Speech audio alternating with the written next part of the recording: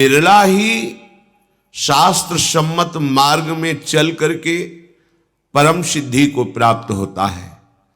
नहीं तो शास्त्र ऐसा अरण्य है, जंगल है, जिसमें बहुतों की बुद्धि को फंसते हुए देखा है, निकल ही नहीं पा रहे। सारा का सारा ज्ञान केवल स्थूल, सूक्ष्म और कारण इन्हीं को सिद्ध करने में लगा है, जबकि ये अविद्या का खेल है। ज्ञान तो इनको मिटाने के लिए है, इनको सजाने के लिए नहीं है। पर प्रायः इतनी शरीर की अवस्था हो गई, 80 वर्ष 85 वर्ष, और साधना में लगे हुए हैं, और केवल अविद्या का पोषण हो रहा है। बड़ा आश्चर्य होता है। बिना भगवत कृपा के, गुरु कृपा के सही मार्ग मिलना कठिन है। ऐसा थोड़ी कि आप शास्त्र स्वाध्याय करते हैं तो सही मार्ग आपको मिल ही जाएगा। गुरुदेव की कृपा से सही मार्ग का अनुभव होता है। जब मार्ग मिल गया तो लक्ष्य मिलना दुर्लभ नहीं रहता। बिना भेद के भेद मिटा नहीं सकते। ये जो भेद में फंस गए, इसमें भेद करना ही होगा। अन्वय और व्यतिरेक, अन्वय है, व्यतिरेक ये नहीं है, ये नहीं है, ये नहीं है, तो वहां पहुंच जाओगे जहां है। और जब है का अनुभव किया तो सर्वत्र वही है जिसे हम नहीं भी कह रहे थे। तब अनुभव हुआ सर्वम खलमिदम ब्रह्म नेना नास्ति किंचन। पूरा जीवन व्यतीत हो जाता है, सूत्र का साक्षात्कार नहीं हो पाता है, और अपनी हम मान्यता को लिए बैठे रहते हैं। बता रहे हैं गुरु कृपा ना हो तो शास्त्र रूपी जंगल से निकल पाना बड़ा कठिन है। माया के जंगल से निकल पाना तो सरल हो सकता है प्रपंच के, लेकिन शास्त्र के जंगल से निकल पाना बहुत कठिन होता है। कोई बिरला ही कृपा पात्र उस सूत्र को समझ करके सही मार्ग में आगे बढ़ जाता है, नहीं फंस जाता है। स्थूल, सूक्ष्म और कारण, केवल इसी की चर्चा, तब लगता है कि कहां फंसे हो। अविद्या की पुष्टि करने के लिए ज्ञान है या अविद्या का नाश करने के लिए ज्ञान है? हम पूरा ज्ञान अविद्या की पुष्टि करने के लिए लगा रहे हैं। बड़ा भ्रम हो जाता है। अब जो अपने को पहले ही बड़ा मान चुका है, वो काहे को कोई किसी की बात समझेगा। तो इतने बड़े बन जाओ कि सब तुम में समा जाए, तब तो तुम्हारा बड़ा बनना सार्थक हो गया। इतने बड़े बनो, इतने महान बनो कि तुम में सब समा जाए, केवल तुम ही रह जाओ, तो अहम ब्रह्मास्मि। या फिर इतने छोटे बनो कि सब बड़े बन जाएं, तृणादप स्तुनी चैन, बीच में काहे को हिल गए हो। साधना बहुत बढ़िया हो रही, पर उसमें वासना बनी है सुख भोग की।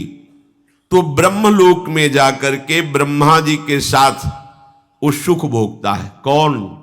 जो शास्त्र के अनुसार साधना कर रहा है, संयम, नियम, व्रत, ब्रह्मचर्य, सावधान हो करके, पर भगवत साक्षात्कार का संयोग नहीं बना, वो क्रम मुक्ति के अंतर, तो वो ब्रह्मलोक जाएगा। और जब तक ब्रह्मा जी की आयु है सुख भोगेगा। फिर जब सब लोक नष्ट हो जाएंगे महाप्रलय के समय, ब्रह्मा भी, तो वो ब्रह्मा में लीन होकर भगवान में लीन हो गया। अगर वासना अभी तक खत्म नहीं हुई तो फिर ब्रह्मा के साथ प्रकट होकर फिर सृष्टि में आएगा। खास बात है वासना का नाश होना। और ये वासना रहती कहां है? अहंकार में, जीवत्व भाव में। और इसका नाश कहां होता है? उपासना से। और उपासना कहां बनती है? महात्मा के संग से। महात्मा कहां मिलते हैं? भगवत कृपा से। और वो कृपा भरपूर अपने लोगों के ऊपर है, क्योंकि वृंदावन जैसा कोई महात्मा नहीं। वृंदावन में सब महात्मा ही हैं, क्योंकि लाडली के सब दुलारे हैं। हमें धाम मिला, धामवास मिला, धाम के जो प्रेमी जन है उनका संग मिला। अब बात बन जानी चाहिए क्या? वासना नष्ट होनी चाहिए। और सीधा मार्ग है, भय शून्य मार्ग है, और दोबारा कर्म बंधन से जन्मोगे नहीं, पक्का विश्वास, क्योंकि उसमें भगवान ठेका ले रहे। नामे भक्ता प्रणश्यति, क्या? एकमात्र श्यामाजू के चरणों का आश्रय लेकर आप केवल अंदर ये बैठा लो। ये बड़ी सूक्ष्म बात कह रहे हैं, जल्दी समझ में नहीं आएगी। आ गई तो अब कुछ आने की जरूरत नहीं। जैसे आप परिवार से ममता करते हो, किसी एक हिस्से में हमारी श्यामाजू से ममता कर लो, किसी एक हिस्से में, जैसे पुत्र जैसा किसी भी भाव से एक हिस्से में ममता कर लो। मेरी लाडली, मेरी प्रियाजू। बोले वो कैसे हो जाए? उनको देखा नहीं, उनसे बात नहीं की, वो ऐसे समझ में नहीं आ रही। लाडली जी को देखने के लिए रसिकों के नेत्र चाहिए, रसिकों के निरख नयन हरिवंश। तो जो लाडली के जन हैं उनके संग करने से वो दृष्टि प्राप्त हो जाती है। माया का भ्रम तो हटाया जा सकता, शास्त्र का भ्रम हटाना बड़ा कठिन है। अब कोई कहेगा शास्त्र में भी भ्रम है। हम महापुरुषों के वचन कह रहे हैं, पूज्यपाद चूड़िया बाबा जी कह रहे हैं शास्त्र रूपी जंगल से निकल पाना बड़े बड़ों के लिए दुर्लभ है। बड़ा बड़ा जो ज्ञान विज्ञान बड़ा, ऐसी गलियां हैं भटक के उसी में पड़े हुए।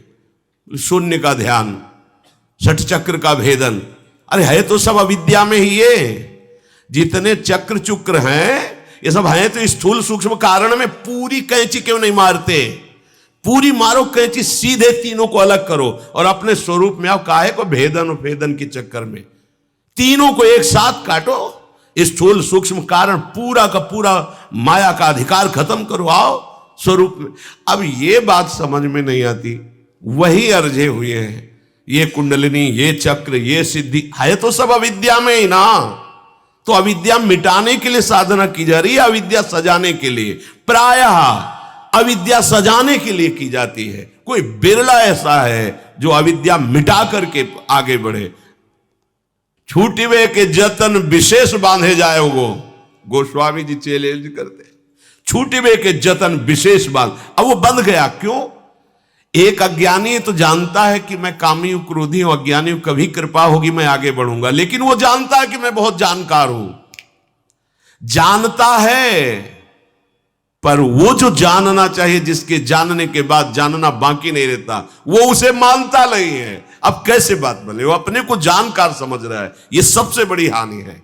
और जो जान गया तो पूरा जीवन जानते जानते ही जानता है, पर यही बोलता है कि अभी हम ये नहीं कह सकते कि उसे जान सके, और ये भी नहीं कह सकते कि उसे नहीं जान पाए। जैसे कोई पूछे आपको भगवत साक्षात्कार हो गया, तो ये नहीं कह सकते कि हां, और ये नहीं कह सकते कि ना। हां इसलिए नहीं कि वो अनंत है, और ना इसलिए नहीं कि आधार उस वही है, उसके सिवा है ही नहीं। अगर ना तो फिर हम है क्या? अगर हां तो वो अगाध है, अनंत है, उसको कैसे जान गए? अगाध अनंत को कैसे सीमा में बांध लिया?